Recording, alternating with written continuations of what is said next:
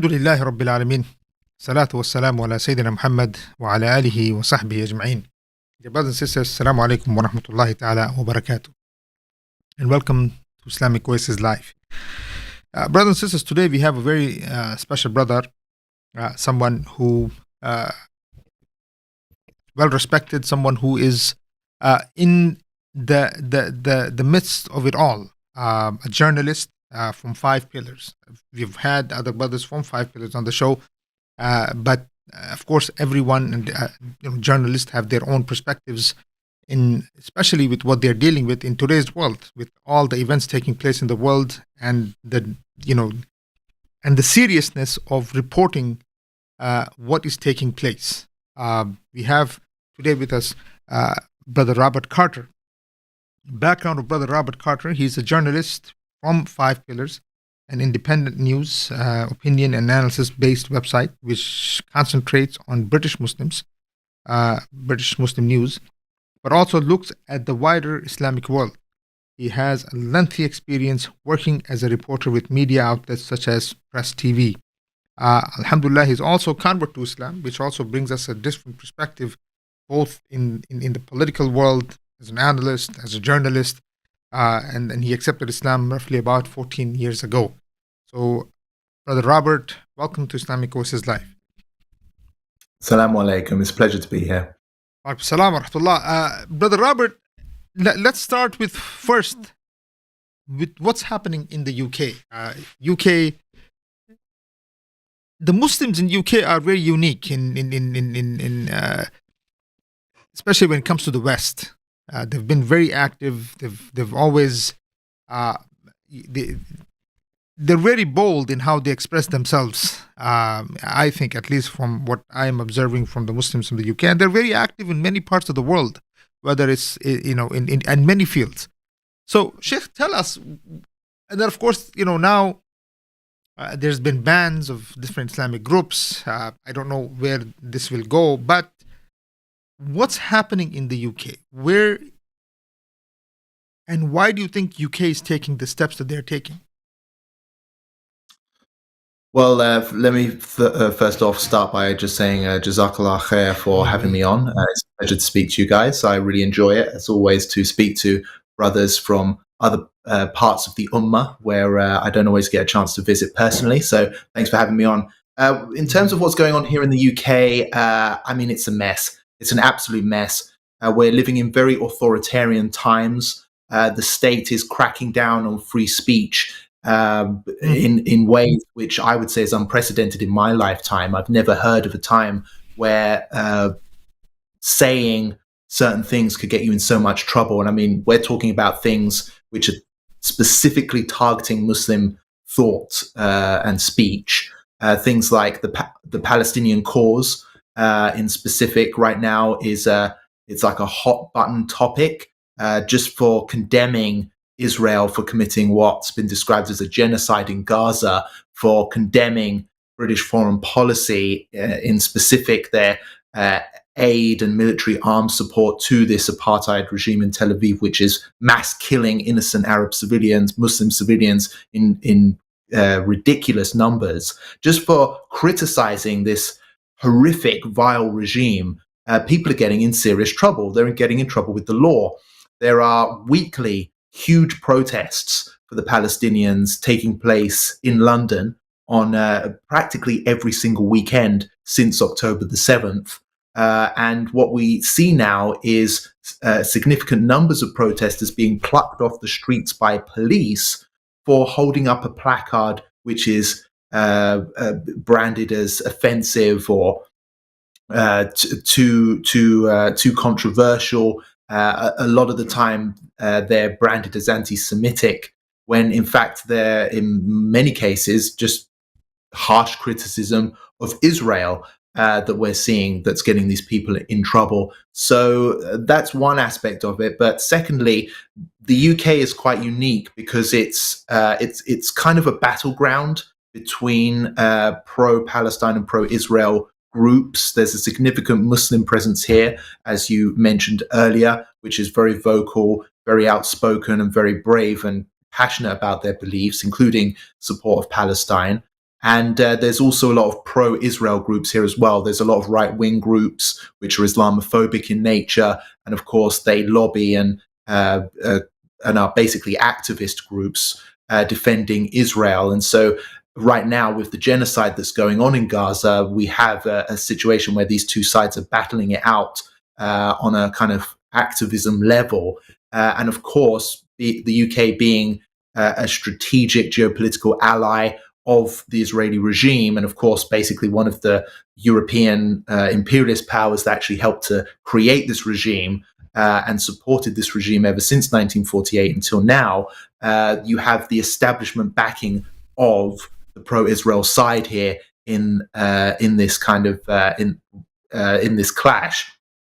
And so that's why you're getting this intense censorship of Muslims, because the state is coming to the aid of Israel at a time when it is facing tremendous amounts of pressure and criticism from people all across the world, specifically Muslims, which of course have that personal and religious connection to what's going on in Palestine.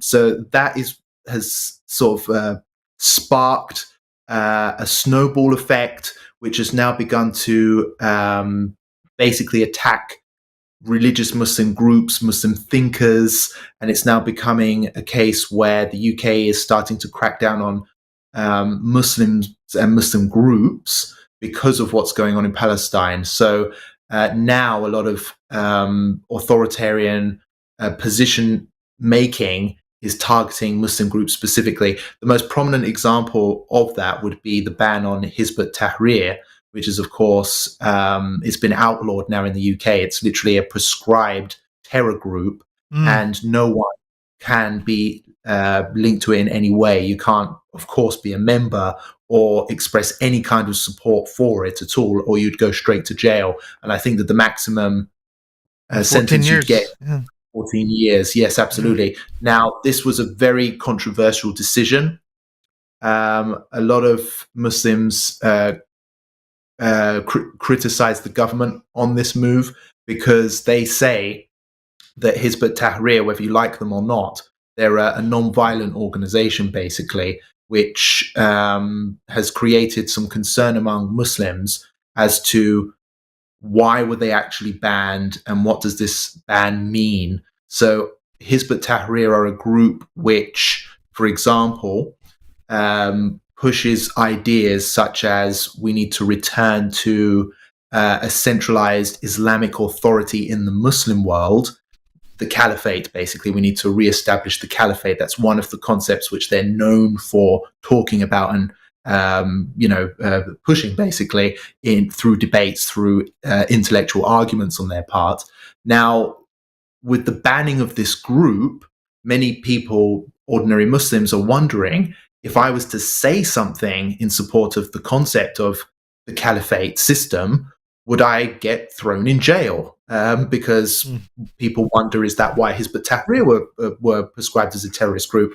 And so what some other Muslim groups here, like Cage, for example, like Five Pillars as well, has tried to educate our audience, is why Hizb ut-Tahrir and other types of speech elsewhere have been getting outlawed or banned or getting people in trouble with the law, so that we can differentiate between, supporting a terrorist group, which of course you're not allowed to do it and it's against the law, and you'd get in trouble for that, and no one wants to do that.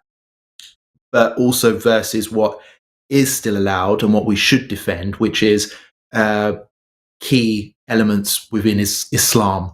And this is something which we have to be very careful about, because although we don't want to support terror groups and we don't want to break UK law, we also want to defend Islam, and we want to defend all of Islam, and we don't want to allow this establishment, which has been accused of complicity in war crimes against Muslims in Gaza and supporting an apartheid regime in Tel Aviv, policing Muslims on their religion. So, speaking about concepts like jihad, Sharia, Islamic law, the caliphate in Muslim lands. Now, this is Islam you're talking about. So if you want to outlaw the concept of Sharia, okay, you'd have to throw every single Muslim in the UK in jail immediately, because you can't be a Muslim without believing in Sharia and also practicing it every single day. As you know, I don't have to explain that to you, of course, but this is the perilous position we're in. Sorry, I know I've been going on, but it's very complicated and it's escalating all the time here in the UK. So what started out as criticism of Israel and the desire by many people in this country, not just Muslims, but many decent, wholesome, moral people, to support the Palestinians amid a genocide, has now turned into a state crackdown targeting Muslims, basically. That's what's going on here. So it's escalating, it's getting worse. And whilst Israel continues to engage in these barbaric crimes in Gaza, the UK is under intense pressure to basically back Israel any way that it can. And one of those ways is to silence criticism of Israel, particularly the Islamic criticism of Israel, because obviously Muslims are a powerful force if we unite, especially behind Islam. If we actually get our differences and divisions to one side and actually unite and hold tight to the rope of Allah, we are a force to be reckoned with. And UK knows that, Israel knows that, so they're literally going after us any way that they can. And one of the best ways they can do that is to attack our freedom of speech, attack our religious beliefs. There's many layers I could discuss this, but I'll end up going on and on and on for the whole hour. So no. We need to actually. I mean, this is why you're on. MashaAllah, tabarakallah. Sheikh, the India claims to be a democracy. UK is democracy. Israel says the only democracy in the Arab world. United States, democracy. The West in general, it just boasts all over the world about being, democracies and things like this. And the funny part is that they are the ones that are banning freedom of speech. They are the ones who are going after intellectual thoughts. They're the ones that are actually going after and protecting dictatorships and, in some, fascist regimes around the world. Tell me, Sheikh Hani,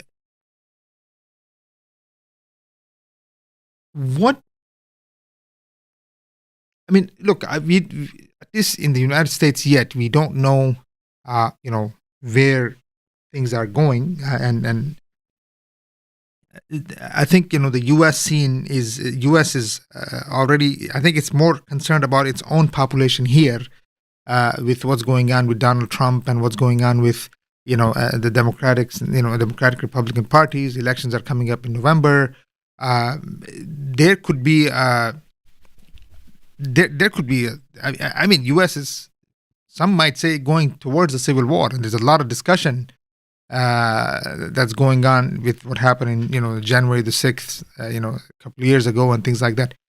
But let me ask you this: with everything that you're seeing in the United States and UK, is democracy falling apart?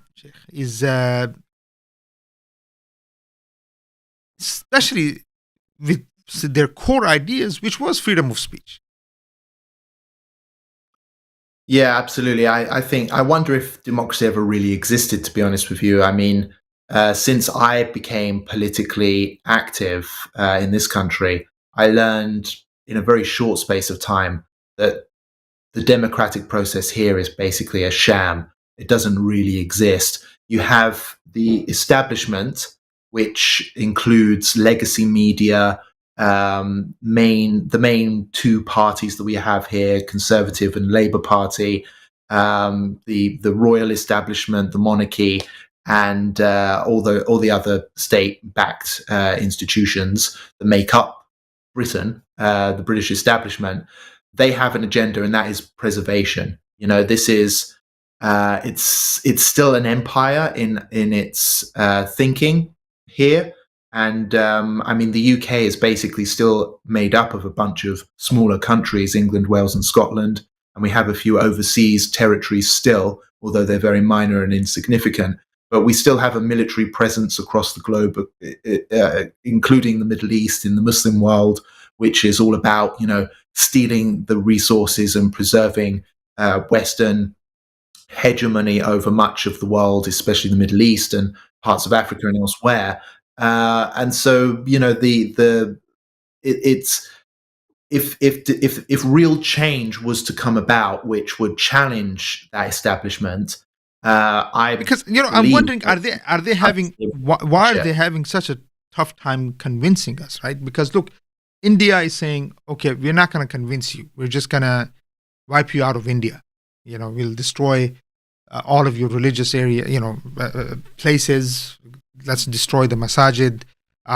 They have this concept of ghar wapsi, which means you just come back to become Hindu again. Uh, y- you have Israel basically saying, "Look, we're just going to wipe you out. We can't intellectually convince you. We know that we don't have an argument." UK is saying it seems like the same thing. United States is saying same thing. So,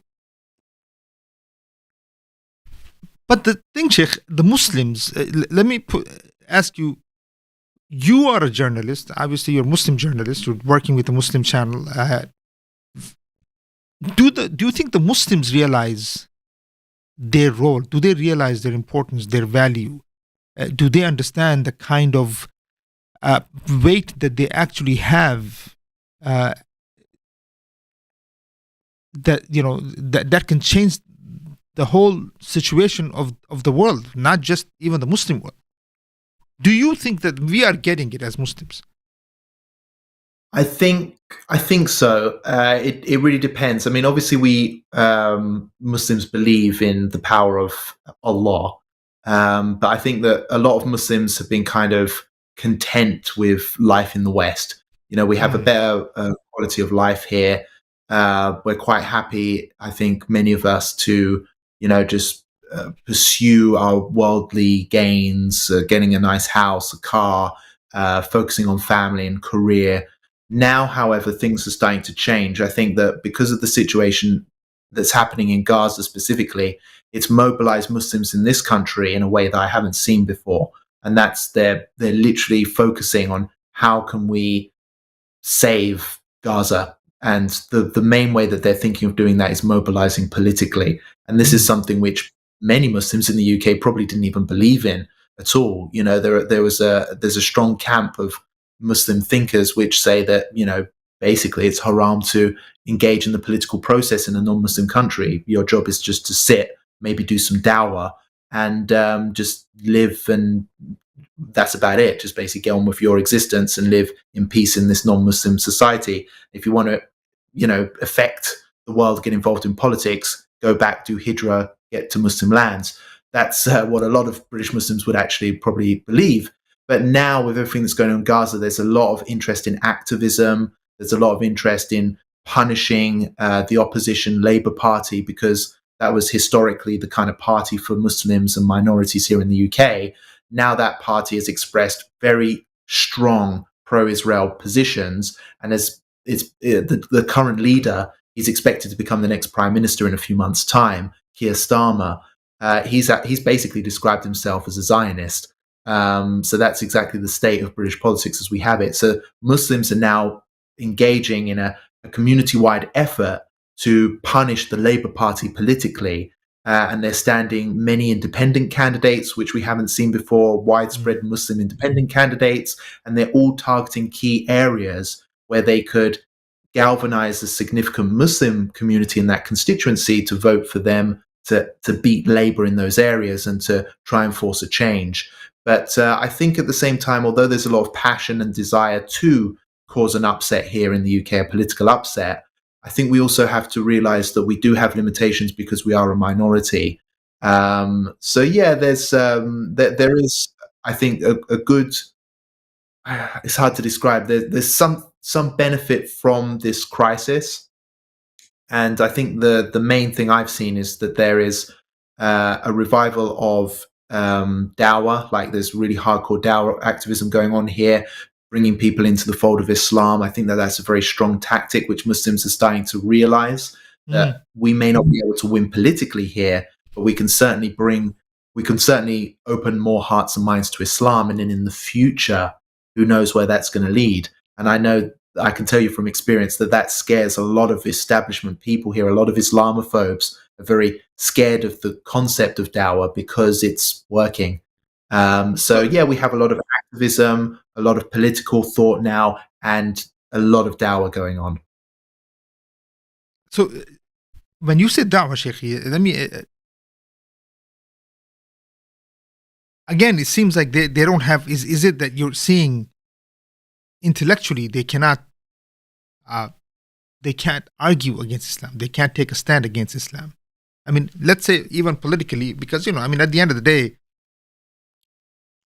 these countries, they have their interests, and they're going to do whatever it takes to make sure that their interests follow. We understand that. I mean, and, this whole thing here, and even in the United States, people are, oh, okay, well, one day it's Trump, and then one day it's Biden. All those Biden supporters here are now being cursed out because these are the people who said Biden, and this guy is committing genocide in ways you can't imagine. Then you have on the other side, oh, okay, Trump was the one who basically declared, Jerusalem as the capital of Israel. So no matter what, you're stuck because. But see, the question I'm asking, Sheikh, is that fine, you can have independent candidates, but are the Muslims thinking anything outside the box? So you mentioned da'wah. Is da'wah to bring back Islam and say that, look, man, no matter what, if we go the routes, whether it's independent, whether it's this party or that party, we're going into this cyclical nonsense that we have been doing it for the last whatever years, and we go nowhere. So when you say da'wah, meaning this is a political da'wah to call Muslims to realize that we have to have our own independent state or Islam, Khilafah. What do we mean when you say da'wah? Or call to Islam, accept Tawheed, and I mean, da'wah can be taken many ways. Yeah, absolutely. I mean, basically, it's like you mentioned. I think we're starting to see now the pointlessness of democracy, the failed promises, the fact that no change is really achievable, especially for a minority group like Muslims here. I think that there were many, I don't know what to call them, I would call them moderate, westernized Muslims, maybe, Secular. They're not bad people. Maybe secular, yeah, maybe they're religious, but yeah, I think what it is they're westernized. They believe in the West. They believe that democracy can deliver, and that there can change society for the better, and they can make things better. They can stop these Western wars on the Muslim world by engaging in the political system and convincing and forcing a change through activism alone and stuff like that. I think now that a lot of Muslims are starting to see this as a waste of time, it's folly, it'll never work. Here in the UK, we had a guy called Jeremy Corbyn. He headed the opposition Labour Party for many years. He was really pro-Palestine. He was a socialist, a left-winger. He was considered a friend of the Muslim community. Loads of Muslims engaged with the Labour Party during this time, and we all believed that there was going to be some kind of, left-wing political revolution and that everything was going to get better. And so many Muslims engaged with this. And if you research this story about what happened to Jeremy Corbyn, the establishment literally conspired to basically get him crushed and politically eliminated him as a figure. His own party rebelled and turned on him as well. It was a crazy, crazy story. But as a result of this, we now see that any opportunity for change will be crushed. So what Muslims are now doing, especially they've been kicked into action by what's going on in Gaza. They want to do something. They have to do something. They feel religiously compelled to do something. These are our brothers and sisters in occupied Palestine being slaughtered. We're seeing it in the most graphic sense ever because of what social media allows us. We're allowed to see the horrific crimes, the mutilation, the mutilated limbs, children being murdered in large numbers, the killing of innocent women, and the daily humiliation that the Palestinians are going through. We're able to see this with our own eyes. So we want action. We want to do something. But now I think, alhamdulillah, many Muslims are realizing that activism and politics serve a purpose, but it's not the only answer. Dawah activism is incredibly powerful and important, and it's the best way to, apologies for the term, but to put two fingers up to the establishment, because the fact is Islam is growing. It's a religion that works. It's a winning formula for life. That's how I see it. And by convincing someone to embrace Islam, you're saving a life. That's how I see it. I mean, I feel like my life was saved the day I took my Shahada. I could have gone on to another path, a bad path. And becoming a Muslim has literally transformed my life to the point where now look at me, I'm not doing too bad for myself if I do say so, alhamdulillah, by the grace and blessings of the Almighty. But the fact is that by engaging in Dawah activism, you can see firsthand the benefit, because you're bringing more people towards Islam. They're embracing it in large numbers. It's debunking the misconceptions about Islam. It's also undermining the establishment here, because as more Muslim people embrace Islam, people start to understand the beauty of the religion, and this hits back at the establishment, who are, of course, engaging in crimes in the Muslim world. So again, that creates fresh pressure for the establishment here, and all this huge Islamophobia industry that exists in the West. The one thing it cannot stop is conversions. And so the more that we focus on Dawah activism in that sense, the more it is upsetting and frustrating the forces that are engaged in literally a war on Islam. There's no way about that. And so I think that, like myself, I believe that Dawah should now take precedent for Muslims who do live in the West. If we're going to stay here, our focus should not be on material wealth and accumulating properties and cars and assets. If we're going to stay in a non-Muslim part of the world, we should be here to engage in Dawah, to spread Islam, to convince people to join it, to speak the truth. That's our religious obligation, right? To share the message. And then it's up to Allah if they're guided to Islam or not. But we should all be serving as Dawah activists. And again, this is the best way to, they don't want us to get involved in politics, fair enough, but they can't stop us from practicing our religion and being ambassadors for our religion, at least not right now. So I think that that's an effective strategy. I'll give you a very quick example of why this is so effective. I went to a mosque in South London in an area called Lewisham Islamic Center. The imam there is a very famous local imam called Imam Shakil Beg. He is on social media. You can check these guys out. Over the past 20 years that he's been active at his mosque in Lewisham, he claims to have overseen somewhere between 30 to 40,000 shahadas over the case of 20 years. He's told me in a recent report I did where I interviewed the imam, he told me that since October the 7th began and the massacres and killings of Muslims in Palestine began, he's noticed a spike in conversions to Islam. And this is including the old, the young, the former Islamophobe, the former atheists, women, all sorts of people.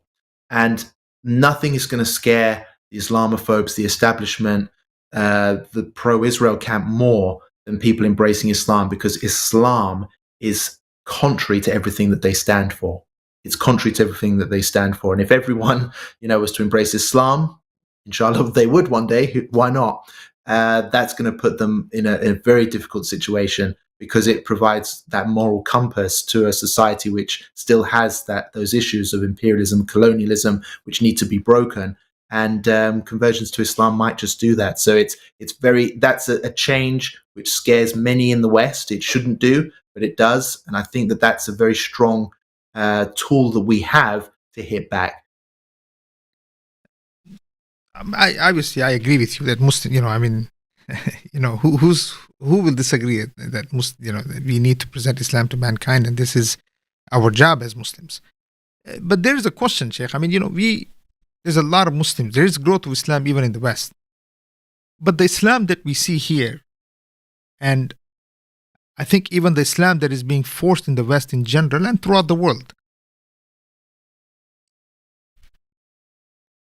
is a nationalistic, Western designed Islam. We have American Islam here. I'm sure there's a UK Islam. There is, there's Egyptian Islam now. There's everywhere you go, everybody's practicing Islam within a nation state, nationalist, patriotic, Islam that fits the interest of the West. I have that concern, Sheikh. I have that concern that can the Muslims be manipulated? And they have been manipulated for the last whatever 100 years. I mean, we are, we have socialist Muslims, we have democratic Muslims, we have, whatever.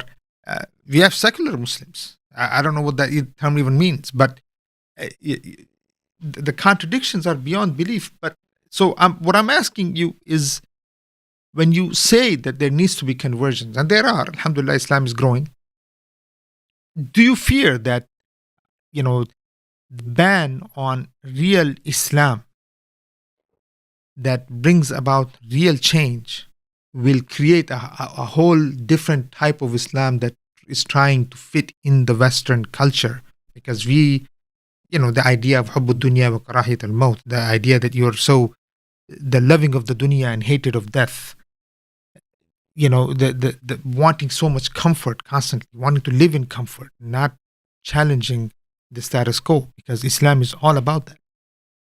What are your thoughts regarding that? I mean, do you see that danger where you are in UK? Because I see it here. I mean, I'm not going to. I see that here. Even when what are your thoughts, Sheikh? Yeah, absolutely. I mean, there is always a risk of that. I think it comes in many forms.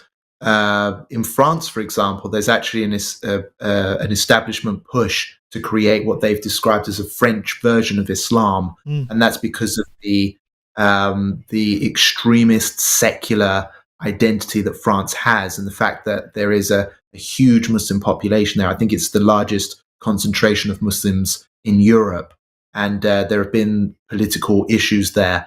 It's a very Islamophobic country, so they're actually targeting Islam in a very unique way, the state I'm talking about, and trying to, basically attack anyone who defends all of Islam. They want a French version of Islam, which is very secular, friendly to the French state, doesn't criticize Western foreign policy at all. And they've even gone as far as to basically outlaw verses of the Quran, which they don't like. You can get in trouble if you use them during Friday khutbahs and stuff like that. So that's an extreme example, which is incredibly scary. In terms of on a social level, I've seen things on social media which I don't like. People who say that they're Muslim and build these online profiles as Muslim influencers. Some of them are converts as well. And then if you look at the content and things that they're saying, I mean, my goodness, how anyone... I mean, I shouldn't be engaging in takfir. I'm not qualified to do so, but it does make you think, like, how genuine is this guy? I mean, social media, again, poses its own problems. I've seen a lot of things on there which concern me, and obviously people watch and you wonder how much influence these people actually have. Are they and how they're misrepresenting actual Islamic teachings. But also at the same time, I think that from my experience, when people embrace Islam, they normally do it because they're serious about it. And a lot of the time people embrace Islam, they become quite passionate about the religion, and they actually become sort of more Catholic than the Pope in many, if I can use that phrase. I don't know what the Islamic equivalent of that phrase would be, but they're very passionate and they love Islam. They love Islam from, because they've fallen in love with the Quran, or they've had some kind of amazing experience in the Muslim world, or they've married a Muslim. And these are anchors which can secure them to the true message of Islam. And this is, of course, something we have to protect and safeguard and be cautious about. And yes, there will be examples of people trying to play around with scripture and misrepresent what our actual beliefs are. But I think something which I've noticed that Islam has in abundance is just Muslims that are educated. Our mosques are full. I don't know how full they are over where you are, but here in the UK, every Friday, pretty much every mosque up and down the country is packed out, and there are hundreds of mosques all across the UK. Churches here are basically empty. Christianity is a defeated force. This idea of reforms and compromising Christian beliefs. That's widespread. It's literally a defeated force. Like, it's basically a rainbow religion now. They'll believe and say anything and do anything, even if it's literally explicitly banned in the Bible, things like that. But you don't find this with Muslims, even in the West. Obviously, you find some Muslims that say things maybe politically that you don't like, or they're too pro-West. And, you're always going to find bad examples. But another example I'll give you very quickly is the head of a Scottish National Party, the SNP. He's from a Muslim background. His name's Hamza Yusuf, not to be confused with of course. Not much difference for me, both of them. Anyway, go on. Yeah, exactly. But just so your audience members don't get confused, shares the same name but not much else. He, during his campaign to become leader of the SNP, this Scottish party here in the UK, he was asked about his Islamic beliefs. He was asked, do you support same-gender marriage, for example? And he compromised. He said, yes, I support it. I have no issue with it whatsoever. And he doesn't believe that there's any issue there. No, I agree with that. But look, you had Hamza Yusuf here in this country was basically saying, he doesn't really have a problem with building a temple next to Masjid Al-Aqsa. Oh, really? Oh, wow. This guy's lost his mind. But you should see some of the interviews that he's given recently. Literally he was saying that he was worried that he goes, although the extremists will not allow it, but there is ample space on the mount to build a temple next to Masjid Al-Aqsa. I don't know why this is an issue. And then he, and he criticized the Syrian revolution. He said, he made fun of it in the beginning, and then he was chastised for it. He was criticized, so then he took that back because these guys are, and we have a lot of those guys here, Sheikh. So this is, and he's a convert, as you know, and then so. But then look at the widespread criticism of his from the Muslim community. Yeah, sure, he has his supporters. He still has some influence. But I think, especially now with what's going on in Gaza, I've seen nothing but criticism of the guy. I struggle to find any Muslim who has a kind word to say about him. So although, yes, you are absolutely right. We have to be very cautious about these issues, and they will pop up from time to time and have some damaging effects. But from my perspective, I just think that Islam is still a force to be reckoned with. Very strong. There's no question about that. I'm asking in a sense that with the level of political, pushback also, right, and the blowbacks and all of these things that are going on. If we don't build a proper set, understanding, clarity in the Muslims, the love of living in the West, the love of not letting go of these comfort. There's a lot of that, Sheikh, here, at least in the US. And as I said to you, in the UK, the Muslims have always been different, and they've always taken a stand. Much different than in the US. US Muslims have always. You'll find more and more Muslims who will do whatever it takes not to rock the boat. They will compromise. They will go to LGBT. Protests, they'll join them. And then you'll have scholars who will say, oh yeah, this is, lesser of two evils will come up.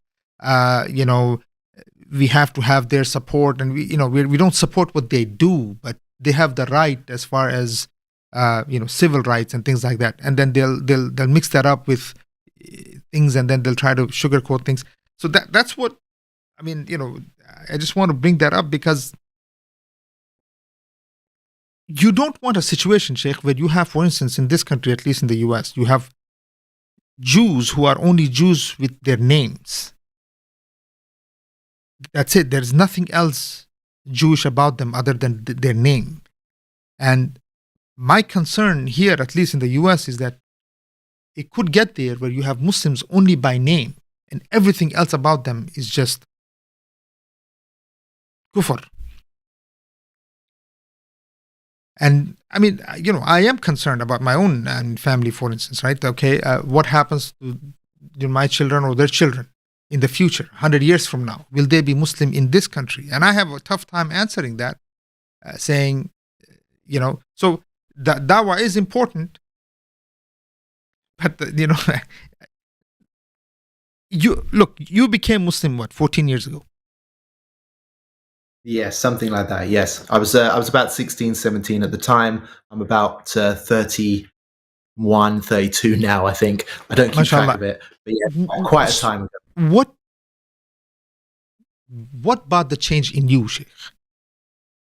And the reason I'm asking that is that, when we are looking at Muslims today, Muslim youth here, was it the challenge of Islam? Was it challenging everything that you? What is it that said, what, at the end of the day, I have to follow what is the truth? While you have Muslims becoming secular. Yeah, I think that. I was lucky because I was exposed to Muslims at secondary school level, and they were religious Muslims. So I was very lucky in the sense that, I was exposed to practicing Muslims, and I learned from them about why they did what they did. And just being a guy that came from a sort of troubled upbringing, a broken family, I felt lost. I was religious, but I had Christianity just wasn't doing it for anyone, especially me. And, I lacked purpose and a meaning to life. And these are all things that young people think about intently. So I was just very lucky that I was exposed to it at that time, and it moved me onto the right path before, I lived a life of regrets, basically. Alhamdulillah, I was blessed in that sense.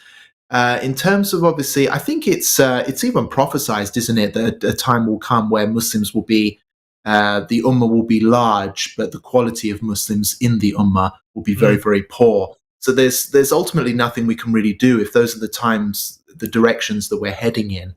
Sadly, we can only fight back as much as we can against this tide, but it will drag us in that direction. Unfortunately, it's just key that we remain focused as best we can and work on ourselves as well as the community. But I totally understand your concerns, but I still think that if you look at how society is, even right-wing conservatives in America are looking at Islam. They may not like Islam or Muslims. In fact, they probably hate Islam and Muslims. But even they're starting to admit that, hey, the way that these Muslims are conducting themselves, we admire it because the West is going through a stage of collapse itself, social and economic and political collapse. We may be witnessing the end of the empire of America. That's what some people are predicting. Just as the Roman Empire suddenly collapsed after a period of world domination, the US as well is in a difficult political position now, and people are predicting that we may live to see the collapse of Western hegemony over the world. So I think that we still live in a time of some hope, where perhaps we are, although we may be the best of a bad bunch. Islam itself is the one true religion, and we're lucky to be exposed to that. So even though the community at large has its many problems, if you look at it, like, for example, you mentioned the LGBT issue, which it's a huge problem in the West, to the point where now they're even gender confusing kids. Like, kids don't even know what they are anymore. They don't even know if they identify as a basketball or let alone what gender they identify as. There's like 100 different gender categories now. What the heck is that all about? So they're literally targeting and going after kids now. Despite this, who is leading the protest movement, the parent protest movement against this issue? It's the Muslims. SubhanAllah, it's the Muslims. And yeah, not every Muslim is perfect, but at least we know on this issue, this is crazy. They are attacking our kids' innocence, and they're teaching our kids that you shouldn't identify as a gender. Like, gender is not a thing, and it's okay to identify as a cat. And I'm not joking. There was a case of some kid identifying as a cat. Yeah, we have fairies here. Yeah, exactly. So this is, subhanAllah, how crazy the dunya is getting. It's happening in the West as well. You don't find these issues in Africa or Asia. It's just not tolerated there, this silliness. But here in the West, they're pushing it to the point where here in the UK, they're actually going after, in state schools, in primary schools, they're actually introducing what's been described as a type of indoctrination of kids, forcing these types of this ideology, this liberal trans ideology, this LGBT rainbow ideology onto kids. And they target Muslim majority schools, by the way. This is a whole nother story, which I won't get into. Of course, no, I've heard. The Muslims are leading the fight back, and even religious communities, conservatives in the West have noticed this and they've actually put credit where it's due, and they've actually praised Muslims for standing up for this. And I remember they praised them in Canada for doing this. We've done it here in the UK. There's been multiple protests against this in schools. Over the past couple of years, I've covered several of those protests. And also in the States, there was quite a big thing last year, I think. I remember in the news, there was issue over this. In Detroit, Michigan, there was a lot of that happened. Exactly. Let me ask you another question, Sheikh. It's funny that they are, they'll mention democracy when it comes to these type of, in many ways, nonsense. And then they are, clamping down on intellectual, serious discussion of where the world should be going. What's your thinking here, Sheikh? Is this a natural state of democracy? Is this how democracy ends?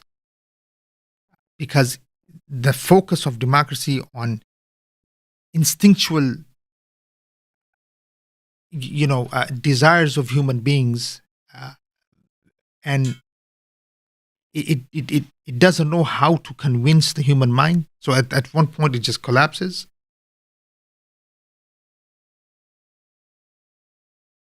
What do you think about that, Sheikh? I mean, what is your thinking when you look at what's happening with democracy itself? Well, I think that democracy is it's just a phony concept. I just don't think that we even have a genuine democracy in the West. I mean, no, even if there was, even if there was, intellectually is dying. It cannot provide an intellectual foundation anymore to humanity.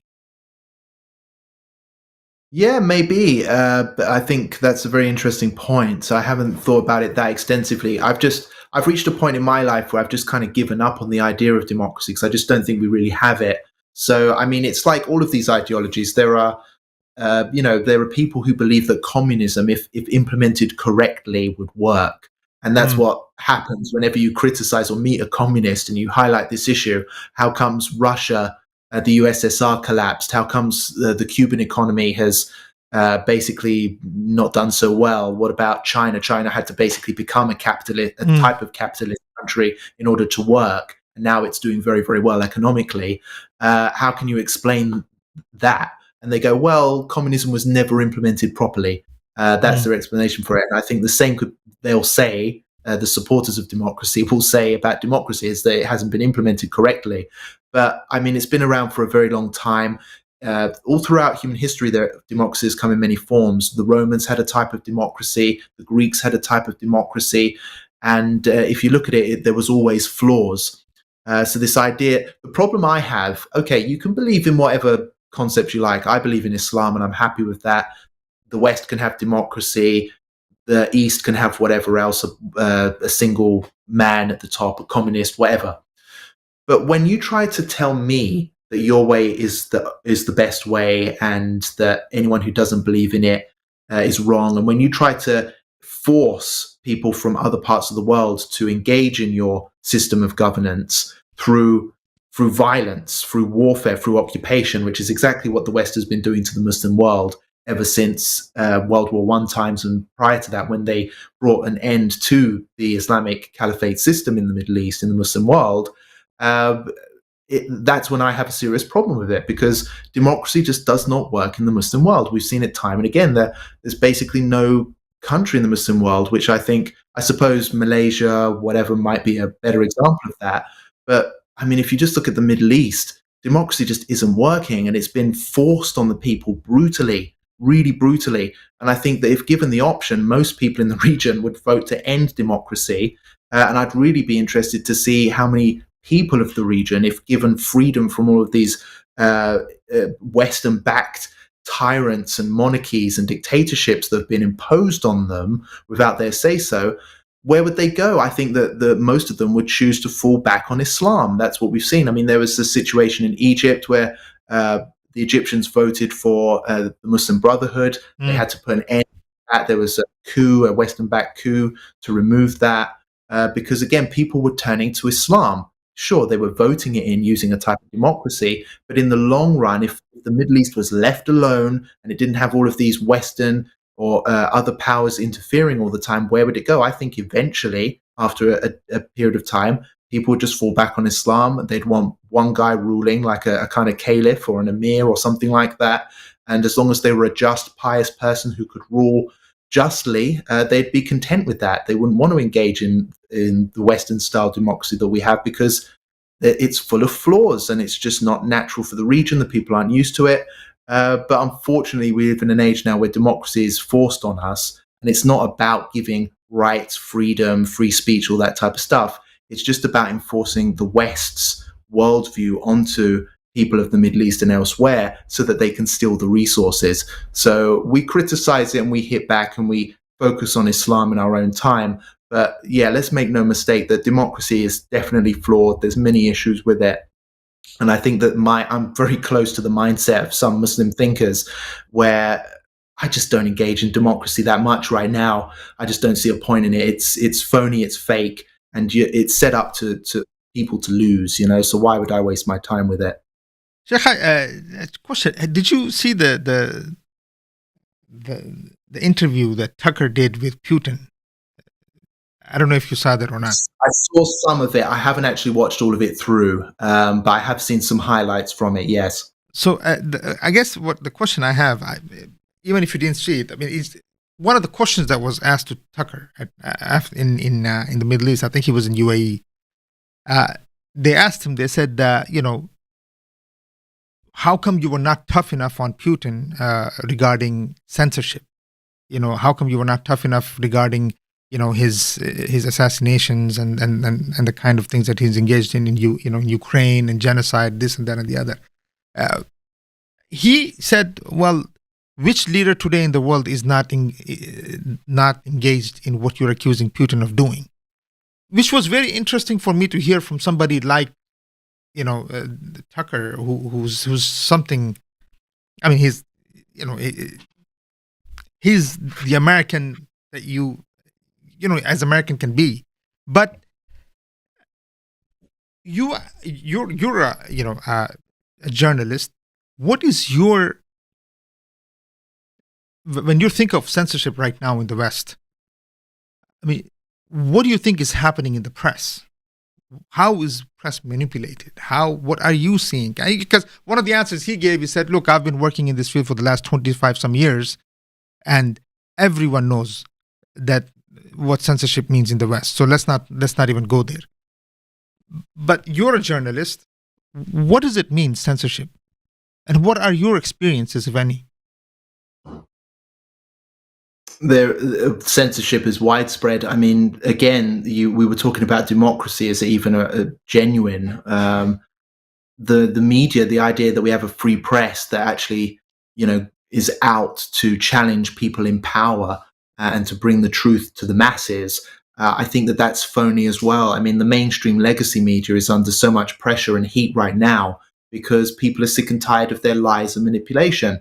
One of the big things here in the UK, we have the BBC. That's our main state mouthpiece, basically, that pushes the British line editorially. I mean, people still hate and criticize the BBC here for the lies that they spun, basically waving the flag of war for Iraq, which, as we now know, was a conflict based on a lie. And it was all about going in, conducting a regime change of a country which didn't go along with the West's plan for the region, and to basically get a hold and steal all of Iraqi oil assets. And the country's never recovered since. And like over 1 million people have been killed as a result of the West's invasion and occupation. And I haven't even mentioned Afghanistan, by the way. Of course, another area which about, massive loss of innocent Muslim life there. based on selfish imperialistic agenda from the Western world. And the media, again, has been complicit in pushing lies and pro-Western narratives, targeting the people of that country in order to justify and solidify the West's narrative on why they should be going in there and occupying that country. So the mainstream media is a total disgrace. And what we're seeing now is a lot of interest in independent journalism, alternative journalism. It comes in many forms. There's a lot of major YouTube platforms now which non-Muslims watch. Tucker Carlson, of course, has gone independent since leaving Fox News and is seen He's doing very well, it seems. He's getting massive audiences, and all of these guys are beating mainstream media audiences. That's why they actually come under attack themselves. So this is an issue in the media world which doesn't even involve Muslims per se. But you've mentioned a few times throughout our talk that, you know, we should be focusing on ourselves and empowering ourselves. And this is an area where we are falling behind, I think. I mean, like 5 Pillars, for example, isn't, you know, if I do say so myself, I'm biased in this. But if you look at our coverage, the stories we do, our editorial line, how we platform genuine, unapologetic Muslims on not just political issues, but religious issues as well. I mean, we should be getting tons more support. We should be much bigger than we are. But unfortunately, I don't think that there's enough emphasis on the importance of proper Muslim journalism at the moment. It's getting there. People are starting to realize this. But if you don't have proper warrior journalism that's going to defend Muslims in the media world, which is basically a battleground as it is, then of course we're going to be misrepresented. Of course we're going to be demonized and branded as terrorists and extremists. And of course all of the stories are going to be negative in their editorial line, targeting Muslims indiscriminately, because that's what the game is. You protect your own constituency and you target the rival. And of course, no one likes Muslims right now. You know, wherever you go in the world, they are at odds with the Muslims on one thing or another. The political right doesn't like Muslims because they're nationalists and they're a bit racist. The political left doesn't like Muslims because they want to push rainbow agenda and reforms and a liberal secular ideology, which of course religious Muslims are against as well. So they're attacking us from both directions. And if we don't platform ourselves, create our own institutions which follow an Islamic ethos, like 5 Pillars, for example,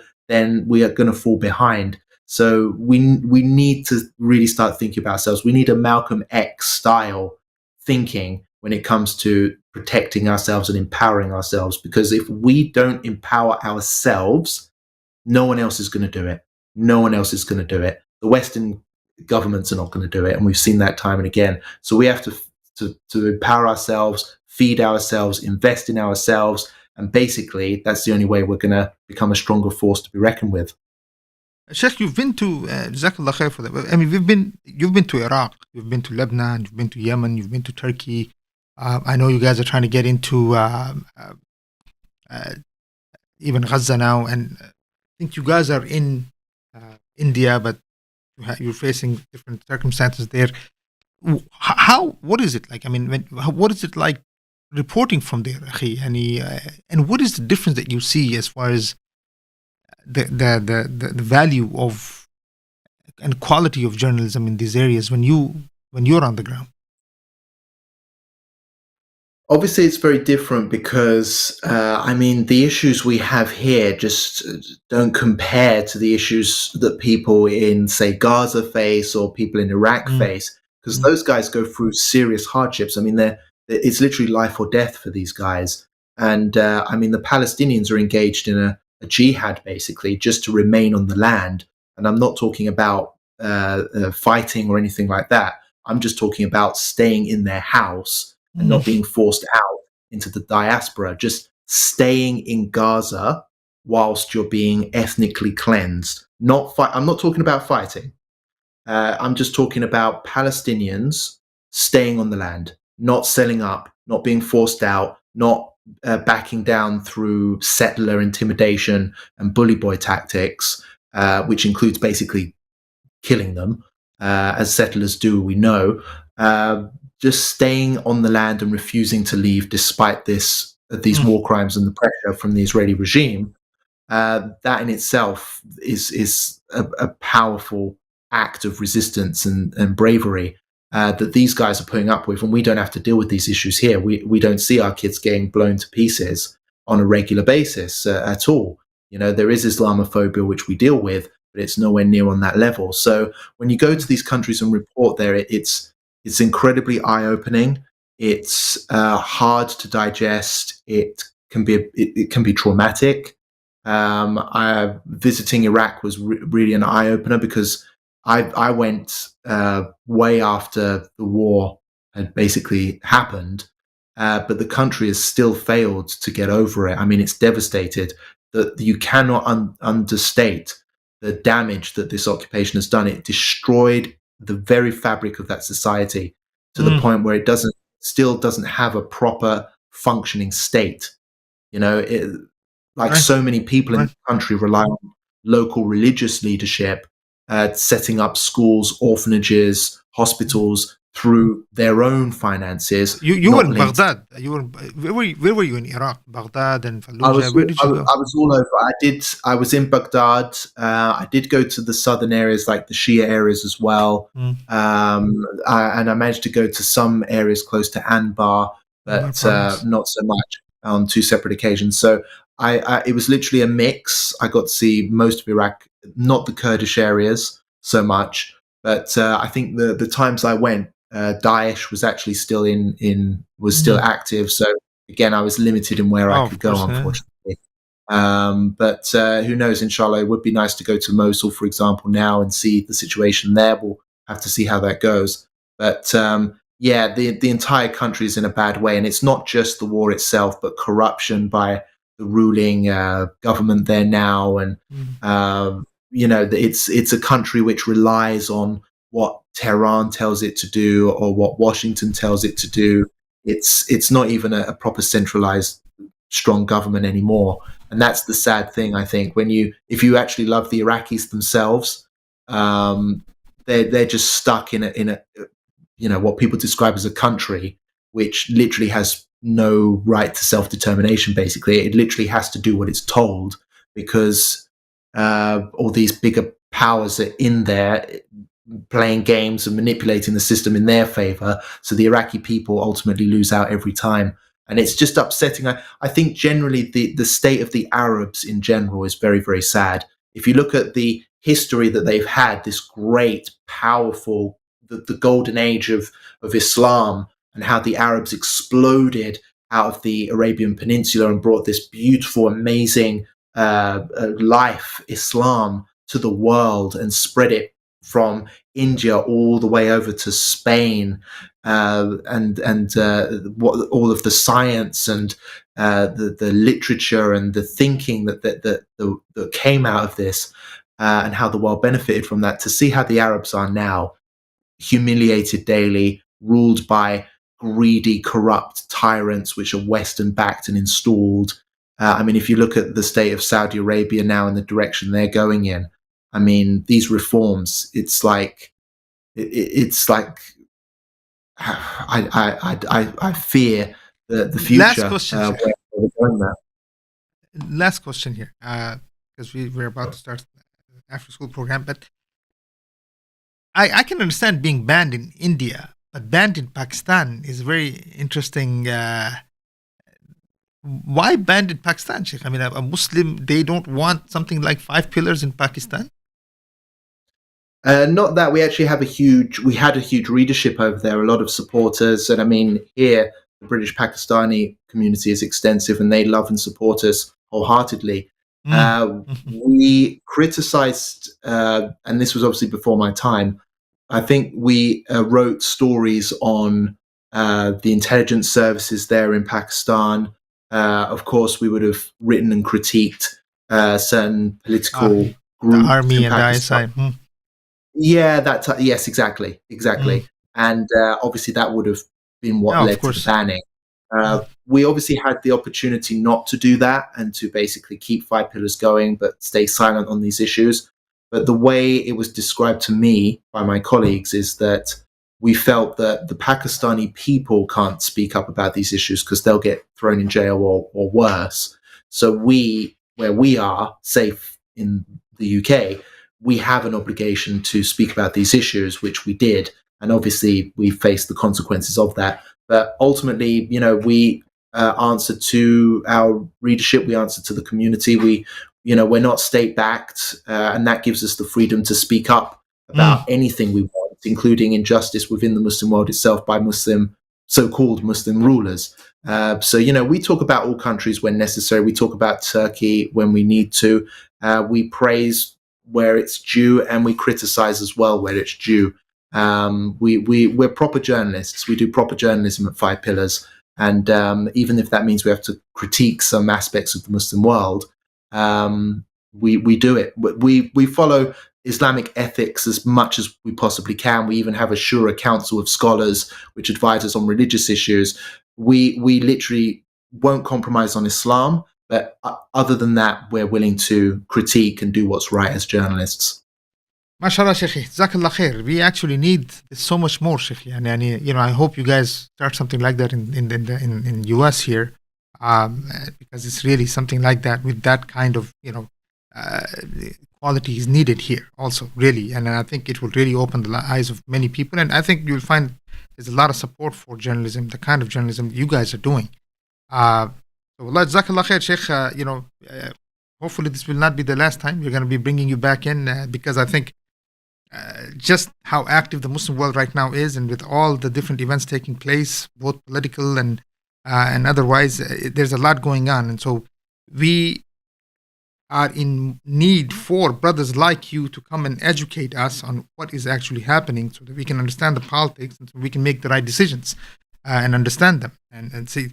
So Sheikh, Jazakallah khair for your time, and inshallah, may Allah subhanahu wa ta'ala protect you guys and bless you guys and make your work grow, bi'iznillahi ta'ala, and develop, inshallah, Rabbil Alameen. And so, inshallah. Until Please next keep time, praying. ya Sheikh. Until next time, Jazakallah khair. And we'll see you next time, inshallah. Assalamu alaikum wa rahmatullahi wa barakatuh. Wa alaikum assalam wa rahmatullah. All right, brothers and sisters, one thing that I do learn from this is that I think it's very important that we really put our children in the kind of these are skills, these are professions that we need Muslims in, especially with the kind of things that the Muslims are going through. And subhanAllah, I mean, we can't expect others to talk for us or on our behalf if we ourselves are not willing to sacrifice and have the right people in the right places, especially in journalism, because that is what we, that's the information upon which we make decisions, at least politically. All right, brothers and sisters, Jazakumullah khairan, and we'll see you guys next time. Assalamu alaikum wa rahmatullahi ta'ala wa barakatuh.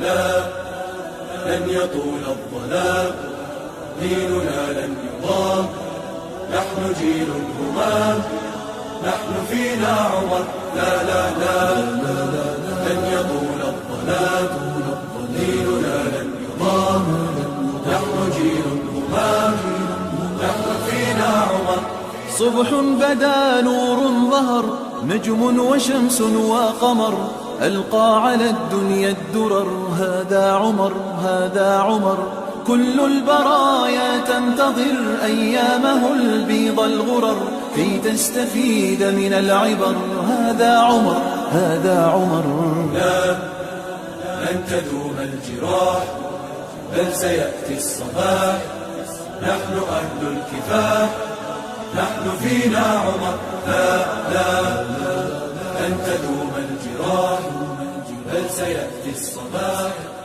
نحن أهل الكفاح نحن